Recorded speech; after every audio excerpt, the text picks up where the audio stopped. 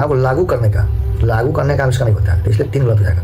1992 हुआ था, तो 1992 हुआ था। लागू कब हुआ था? 3, इसमें बिल्कुल यही होगा। संचित निधि मतलब क्या? मतलब हम लोग कर के माध्यम से हो या अन्य करों के माध्यम से जो कमाई हो, जो केंद्र सरकार है, जो हमारा संघ सरकार है, जो उसका कमाई होता है, उस कमाई का जो पैसा होता है वो कहाँ जमा करता है? जैसे हम लोग हो रही है तो वह कहाँ जमा करता है सरकार? मतलब हमारा मूल रूप से क्वेश्चन क्या कह रहा है कि आपको 73वां संविधान संशोधन पता होना चाहिए। कब हुआ था? तो चौहान नगर योजना समिति, यह भी 73वां जो संविधान संशोधन, 74वां जो संविधान संशोधन हुआ था उससे संबंधित है कि नगर पालिकाओं में समिति क्या करती है ना, चीजें वो लागू नहीं करती। नमस्कार, आदाब, सत श्री अकाल। द क्लासरूम में आप सभी का स्वागत है। मैं हूं रविशंकर कुमार और हम लोग क्वेश्चन नंबर 35 तक सॉल्व कर लिए थे। अब क्वेश्चन नंबर 36 हम लोग को देखना है। तो क्वेश्चन नंबर 36 देखते हैं क्या कह रहा है, ठीक है। और प्रश्न को ध्यान से पढ़ा जाए।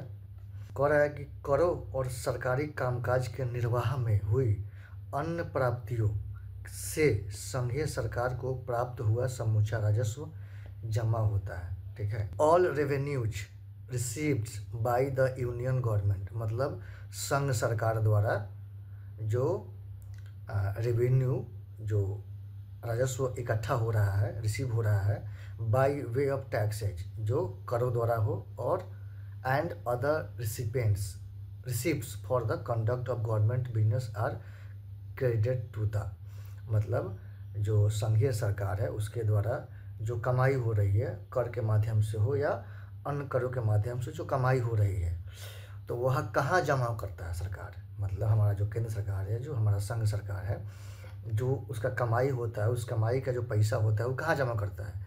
जैसे हम लोग कमाते हैं तो बैंक में रखते हैं या घरों में रखते हैं पैसे को, तो लेकिन जब केंद्र सरकार है वो जब कमाता है तो पैसा कहाँ रखता है? तो उसी की बात कर रहा है।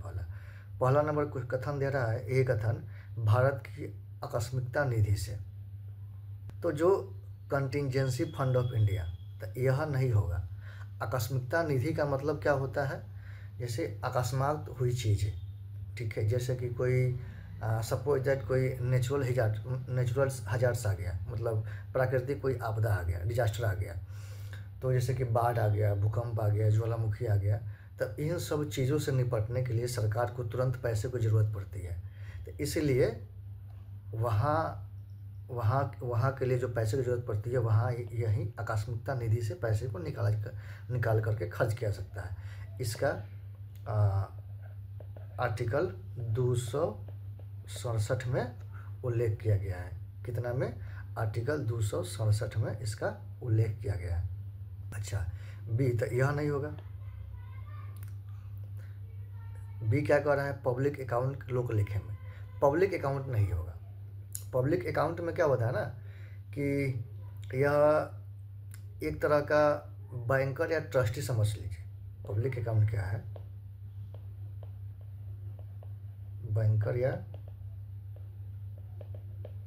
ट्रस्टी समझ लीजिए, जहाँ पे अस्थायी रूप से पैसे को जमा किया जाता है। जैसे कि मान लेते हैं कोई कर्मचारी है, कर्मचारी जब जैसे कि GPF fund, general provident fund, मतलब GPF fund, general provident fund, मतलब भविष्य निधि वाला, भविष्य निधि वाला जो पैसा होता है वहाँ जमा होता है। या कोई सिक्योरिटी डिपॉजिट है जैसे, तो वो सब जो पैसे होते हैं, जैसे मान लेते हैं कि लोक सेवाओं द्वारा आलतों में जो पैसे जमानत राशि होती है, वो सब जो होता है इन सब चीज़ों में जमा किया जाता है। तो ये आय वाला नहीं है कि हाँ जो कमाई हो रहा है उसका वो पैसा जमा नहीं होता है। ये अस्थायी तौर पर इसमें रखा जाता है, फिर जहाँ से पैसा जनता को, जहाँ से पैसा आता है उसको देना होता है, ठीक है। तो ये अभी इसमें नहीं होगा, ठीक है, लोक लेखा वाला। और सी कह रहा है कि consolidated fund of India, Bharat की संचित निधि, बिल्कुल यही होगा। संचित निधि मतलब क्या? मतलब हम लोग संचित करते हैं पैसे को। जैसे कि हम लोग घर में कोई एक बालक है, जैसे घर में कोई मम्मी आ गया, पापा आ गए, या बुआ आ गई, या दादी आ गई, उनके पास जब आते हैं तो पैसे हम लोग को देते हैं बच्चों को, तो हम लोग क्या करते हैं? पैसे को जमा करते हैं। गाँव में उसे कुलिया बोलते हैं, लेकिन शहरों में बोलते हैं गुल्लक। गुल्लक वेब सीरीज़ भी है, बहुत फेमस है। तो गुल्लक में जमा करते हैं। उसी तरह सरकार के जो सरकारी संस्था है, जो सरकारी सेवाएँ है और जो कर है, जो अन्य कर से जो पैसे आते हैं, जो कमाई होती है, उसको क्या करता है, कंसोलिडेटेड फंड है, मतलब भारत की जो संचित निधि है उसी में जमा करता है। ठीक है। तो जो ये पब्लिक अकाउंट है, यह अनुच्छेद मतलब आर्टिकल 266 के 2 में इसका उल्लेख किया गया है और कंसोलिडेटेड फंड का आर्टिकल 266 के 1 में इसका उल्लेख किया गया है। इस बात को याद रखना है। ठीक है। तो आंसर सी हो जाएगा, डी नहीं होगा। डिपॉजिट्स एंड एडवांस फंड, इसका हिंदी देखिए, निक्षेप अग्रिम निधि। इसलिए इकोनॉमिक्स के जो शब्द है ना, वह मुश्किल है कि हिंदी में बहुत जटिल होते हैं, इसलिए प्रयास कीजिएगा थोड़ा जो इंग्लिश वर्ड है उस पर फोकस करने का। डिपॉजिट्स मतलब होता है जमा, एडवांस फंड मतलब अग्रिम, जैसे किसी को हम अग्रिम बधाई देते हैं कि शादी की अग्रिम शुभकामनाएं, ठीक है, जन्मदिन की अग्रिम शुभकामनाएं। जैसे मान लेते हैं 28, जैसे आज 4 तारीख है, 4 जुलाई को बर्थडे है, हम तीनों को बोल दिया कि शादी की अग्रिम शुभकामनाएं 3 तारीख को है, 3 जुलाई को। तो अग्रिम, तो इसमें जैसे कि कोई ठेकेदार द्वारा जो जमा राशि होता है, या जैसे कि कोई किसी कर्मचारी हो, कहीं जा रहा हो किसी ट्रिप पर या किसी मिशन पर, तो उसको कोई फंड वगैरह अलॉट किया जाता है। ठीक है। तो वो सारी चीज़ें इसमें जमा की जाती है। ठीक है। तो समझ में आ गया होगा। फिर से एक बार प्रश्न को देखते हैं।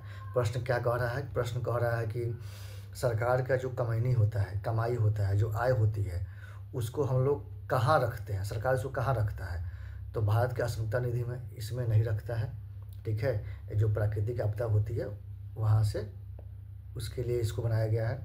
पब्लिक अकाउंट मतलब कि अस्थायी तौर पर जो जनता का पैसा है उसको रखा जाता है, फिर जिसका होता है उसको लौटा दिया जाता है। और भारत का संचित निधि, तो यही आंसर हो जाएगा। इसको हम बता ही दिए हैं, अग्रिम निधि। ठीक है। तो समझ में आ गया होगा आपको। और आकस्मिकता निधि आर्टिकल 267 और पब्लिक अकाउंट 266(2) और भारत का संचित निधि आर्टिकल 266(1) में इसका उल्लेख किया गया है।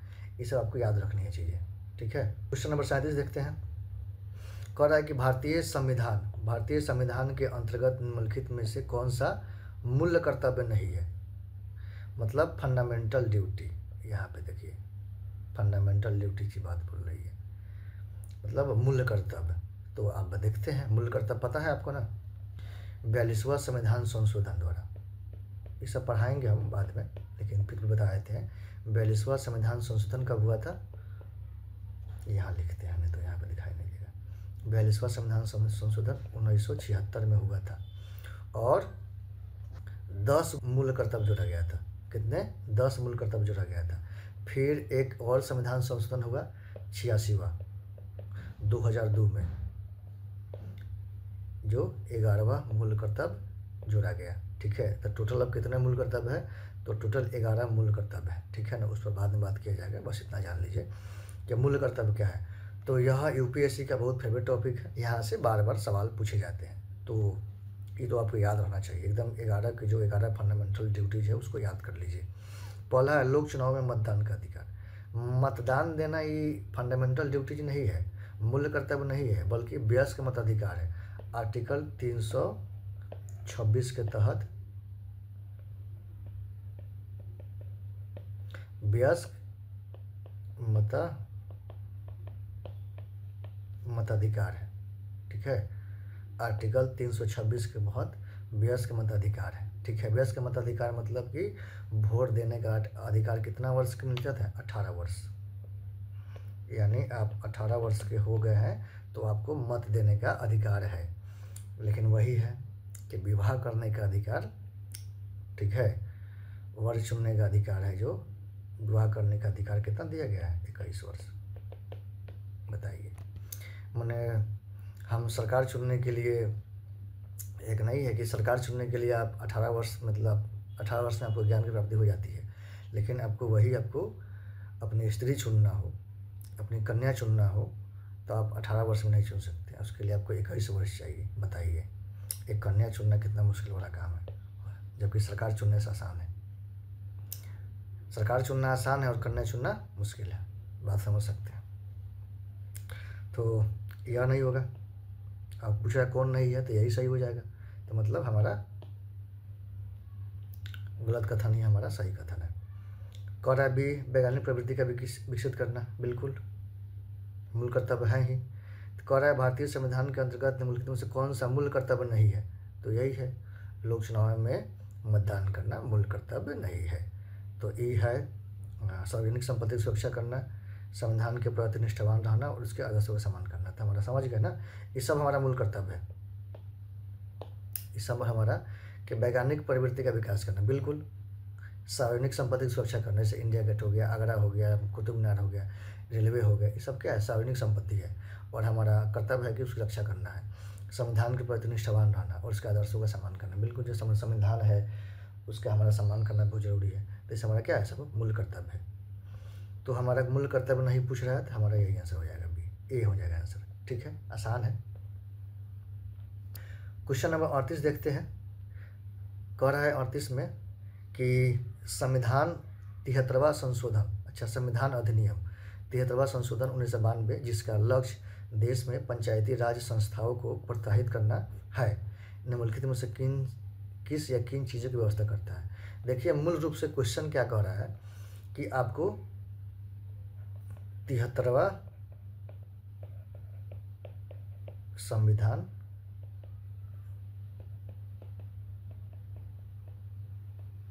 संशोधन पता होना चाहिए। कब हुआ था, तो 1992 में हुआ था।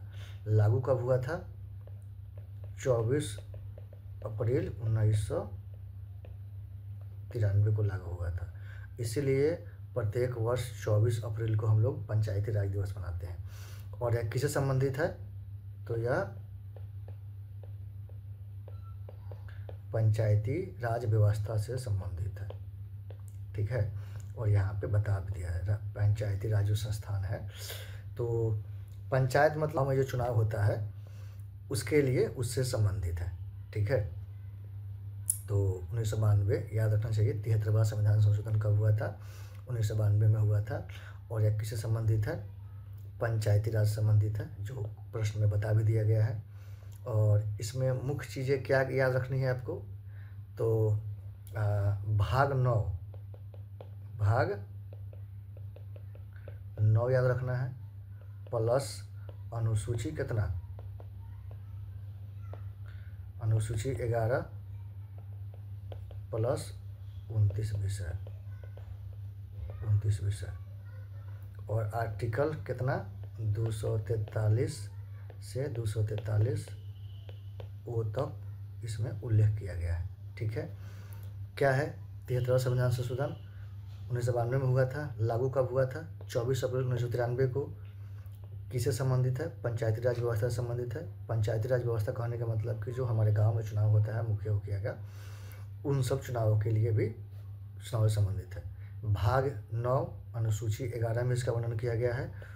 विषय कितने हैं, 29 विषय इससे संबंधित है। आर्टिकल मतलब अनुच्छेद 243 से 243 ओ। ठीक है, अब आइए प्रश्न पढ़ते हैं। ये हो गया कथन, पढ़ते हैं अब। पहला कथन कर रहा है जिला योजना समितियों का गठन करने की। जिला योजना समझता नहीं, किस स्तर पर है, पंचायत मतलब गांव स्तर पर। तो जिला के बाद कहाँ से आ जाएगा, मतलब जिला योजना समिति, तो इसलिए क्या हो जाएगा, गलत हो जाएगा ये। तो गलत इसमें भी है, इसमें भी है, इसमें भी है, यह नहीं होगा, यह नहीं होगा, यह नहीं होगा। आंसर क्या हो जाएगा, सी, मतलब 2 और 3 सही है। बस एक कथन आपको पता है, बाकी आंसर मिल गया आपको। तो इसी तरह एलिमिनेशन से आपको बनानी है और थोड़ा थोड़ा चीज़ें पर गौर करनी है, क्योंकि जब स्पष्ट दे दिया है कि पंचायती राज व्यवस्था, और यह था यूपीएससी में पूछा जाने वाला बार बार टॉपिक से, ये तो आपको पता होना ही चाहिए। हालांकि इसको मैं डिटेल से अलग से पढ़ाऊँगा। मैं बताया हूँ कि जितना भी यूपीएससी पीवाईक्यू में जितने सारे टॉपिक्स पूछे गए हैं, सारे टॉपिक्स को मैं एक एक करके पढ़ाऊँगा एकदम आसान भाषा में, कि आपको दिमाग में रच बस जाएगा। बस आप बने रहिए, जुड़े रहिए।